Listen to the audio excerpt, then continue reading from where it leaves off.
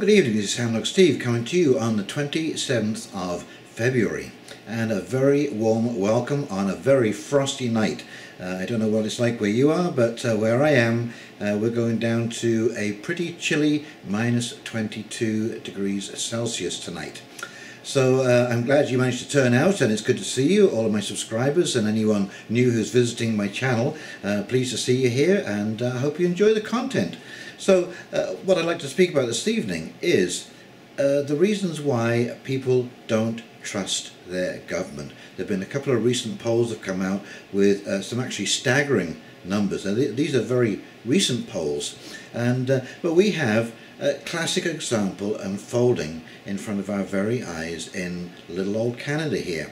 And this is the SNC Lavalin case, which is a huge engineering company, a Quebec-based engineering company, and they have been accused of bribery.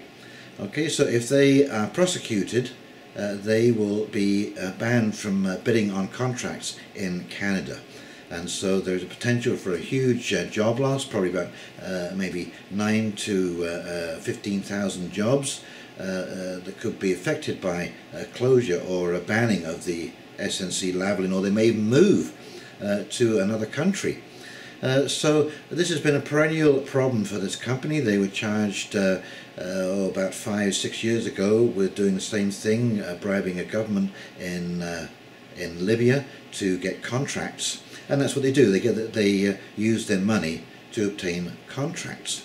And this also Bombardier, there's another Quebec company actually was just recently prosecuted for doing the same thing in Sweden. A huge case of bribing the government to at every level. You know, these things happen to get contracts. Now, of course, this is completely unfair. You know, it's great that you know, you have these great big engineering companies, but when you bribe officials to get contracts, then you stop smaller engineering companies from growing and getting a part of the pie, and so you essentially eliminate competition just because you're the biggest kid on the block and you can afford to bribe huge amounts of money, you know, to get your to get the contracts issued for your company. And everyone knows this happens all over the place. And so this is a completely unfair and, as it happens, illegal practice. So what's happened in this case, we have a Liberal government. Justin Trudeau is the Prime Minister, and of course he has his cabinet. Now there has been pressure put on the Attorney General to cut a deal with SNC Lavalin. Okay, it's called a deferred prosecution. So SNC Lavalin would get a slap on the wrist in the form of a fine, but they would still be allowed to bid on Canadian government contracts. Well, Jodi Wilson Reybold, the Attorney General, would not cut a deal with SNC Lavalin, and the Prime Minister's office basically put an awful lot of pressure and veiled threats to try and get her to cut a deal. And as we found, I've just watched the entire Senate inquiry where she was questioned for about an hour and a half or something. Brilliant questioning, by the way. And we have an ex-Attorney General who is prepared to tell the truth for a change. She has completely spilled the beans. The clerk of the Privy Council and other senior members of the cabinet put pressure, issued veiled threats that if she didn't go through there would be consequences. They made it clear that the Prime Minister was dug in and that he would not change his mind. And although there is no direct connection to the Prime Minister himself, Jodi Wilson Reybold did say that she raised her concerns several times directly with the Prime Minister. However, the Prime Minister's responses have been absolutely incoherent. First he said there was absolutely no pressure put on Jodi Wilson Reybold, then he said there was some pressure, and then he said he didn't do it himself and it was some cabinet ministers and blah blah blah blah. But it is just every time he goes in front of a microphone, the story seems to change. And of course, you know, one of the things that the clerk of the Privy Council said to Jodi is that there would be consequences, pause, in the form of job losses. And what he is saying to her in civil service code is that she will suffer consequences, and maybe with a job loss. Now, then of course he steps back and says, "Oh, but don't let me put words into your mouth, Jodi. It's your decision and your decision alone." Oh yes. So he just told her that there would be consequences, and of course what happened next is absolutely staggering. She was given the portfolio for Veterans Affairs, and so this was a real shift from Attorney General. Attorney General is probably one of the most powerful government positions in the country because it's completely independent of government. The rule of law is the only consideration that should cross the Attorney General's mind, and not political influence. So after that happened, Trudeau came out and said, well, hey, she's still part of the cabinet, so you know, if there's any problems, she hasn't mentioned it to me, and well, you know, she's still here, right? So that's got to say something. I resign. Yep, she resigned the day after. She wrote an incredibly detailed letter of retirement, outlining her principled position as the Attorney General. And so now, to say, we've reached the point of this inquiry, and this is something that normally never happens. You never normally get to hear the kind of testimony that Jodi Wilson Reybold is coming out with. And you know, she is a native Canadian, an Indigenous woman. She is incredibly powerful and honest, and she's speaking truth to power, and that is what needs to happen. In this particular era that we're moving into, you need to be speaking truth to power and coming from the heart. Okay, if any of your motives are questionable, it's just not going to work, I'm afraid. We need honesty and integrity from top to bottom and from bottom to top. And so it's the cat's out of the bag. There is direct interference from the PMO, the Prime Minister's office, and the Cabinet, a political interference to interfere with the justice system of Canada. As we found out in her testimony, it would have caused Jodi Wilson Reybold to actually do something that is historically unprecedented, to issue a directive to interfere in a case under political pressure and taking over the prosecution of the case as the Attorney General. This is absolutely outrageous. But it's a reason why the public don't trust the government. We've always known this has been going on, and now we have proof positive. And I thank Jodi Wilson Reybold for being so honest and candid in her responses. There were several things that she wouldn't talk about, however, but we certainly now know absolutely that there was outside interference. And so what makes this particularly bad is the fact that this is really government's true role, and that is to create a level playing field through regulation, overriding the whole tendering process by allowing bribes to take place and allowing the company to get away with this. So now, of course, there is a fear of a loss of jobs, and yes, there will be a loss of jobs at SNC Lavalin, but these contracts, as I said, that SNC Lavalin bid on, these are government contracts. These are huge contracts. These are bridges, these are suspension bridges, rail lines, huge buildings. You know, these things have to be built. So those people who are laid off from SNC Lavalin will move to another company who will pick up those jobs. So you need to send a pretty clear message to some of these big players that they have to play by the book. Okay, so let's flip over to these couple of articles and we'll come back and I'll do a quick wrap up. Okie dokie, here we go. Okay, so this is from Gallup, and it is from February the 18th, 2019. Record high named government as most important problem. Washington, D.C. 35% of Americans name the government, poor leadership or politicians as the greatest problem facing the U.S. This is the highest percentage Gallup has recorded for this concern, edging out the previous high of 33% during the 2013 federal government shutdown. Now this is the percentage of Americans naming government as the most important problem facing the US, 2001 to 2019. And you can see, it's been moderately low right the way up until 2012.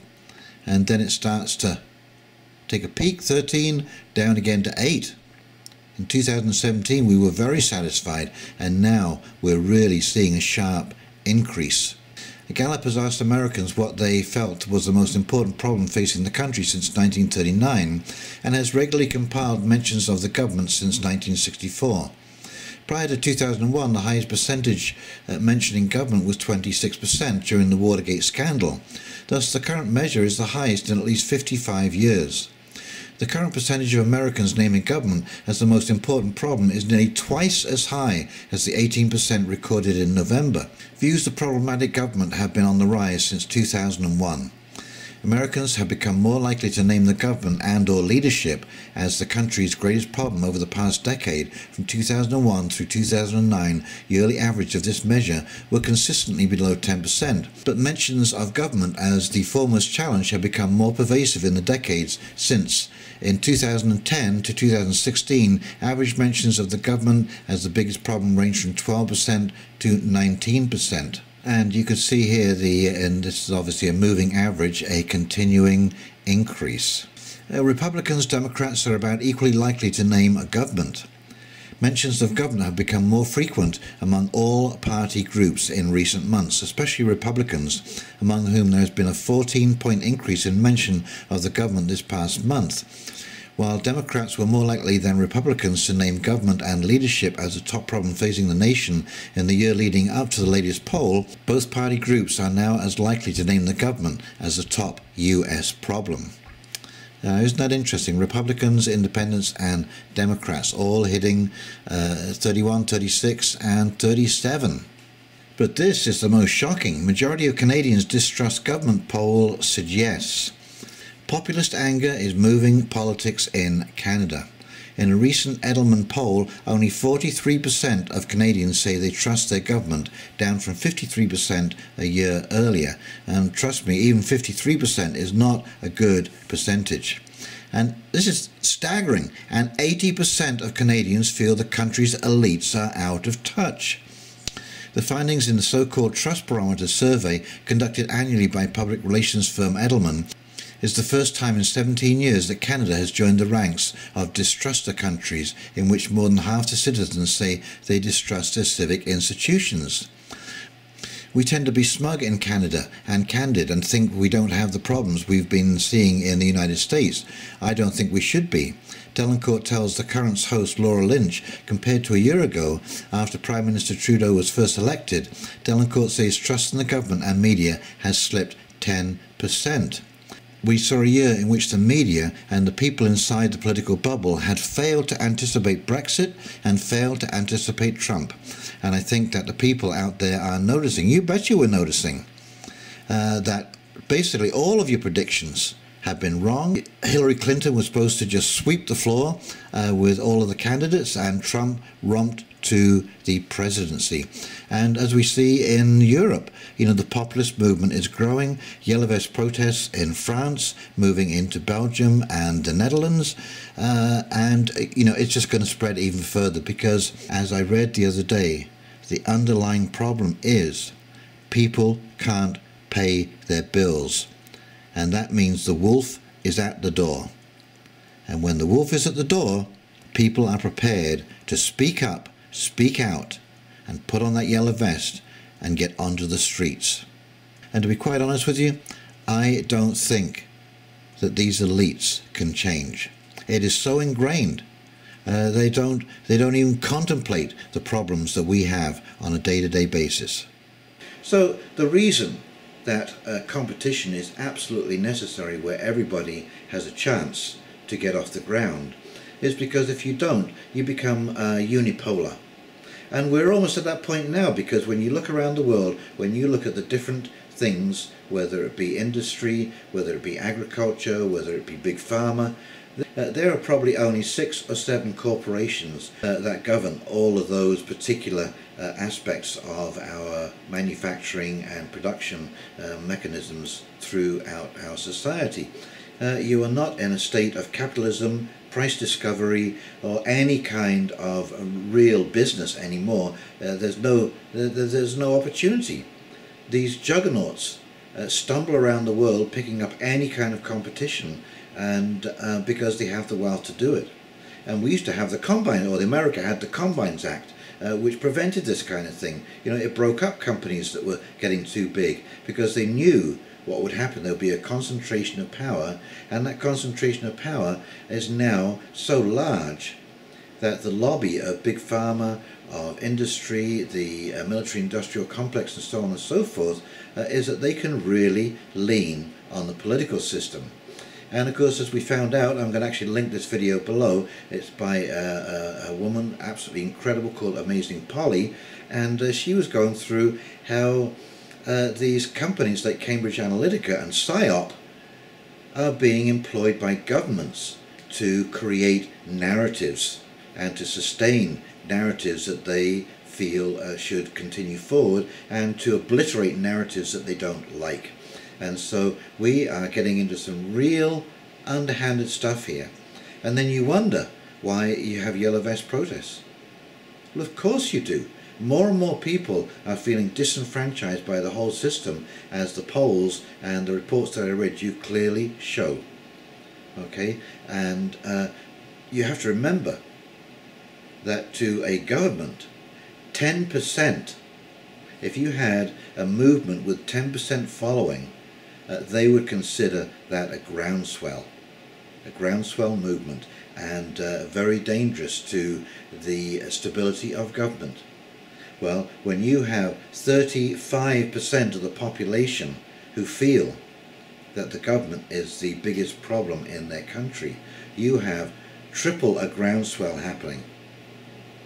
Okay, so this movement is growing. And of course in Canada, staggering 80%. 80%! That's massive! Oh my goodness. So I think that, you know, if the government was smart, it would do a little self-reflection right now. And that's why I'm advocating proportional representation. It really is the only way we are all going to see some kind of representation at the government level, and the ability to keep the government in check, so it doesn't ride whole hog over the lot of us. And this is what we see. Every time you see a majority government, you see the same kind of behaviour. This arrogant, the public be damned kind of attitude. Anyway, it is going to be extremely interesting to see what happens now. I wouldn't be surprised that Justin Trudeau doesn't resign over this. This is such damning testimony. It's unbelievable. I mean, I was riveted for an hour and a half to the spectacle of watching the AG testify to this committee. Absolutely incredible. And I'll see if I can find it and link it below too, so you can take a look and enjoy yourself. Okay, well, if you enjoyed this video, please like, subscribe and comment below. And in the meantime, this is Hound Dog Steve signing off, and we will talk to you very, very soon. You take care now. See ya. Bye.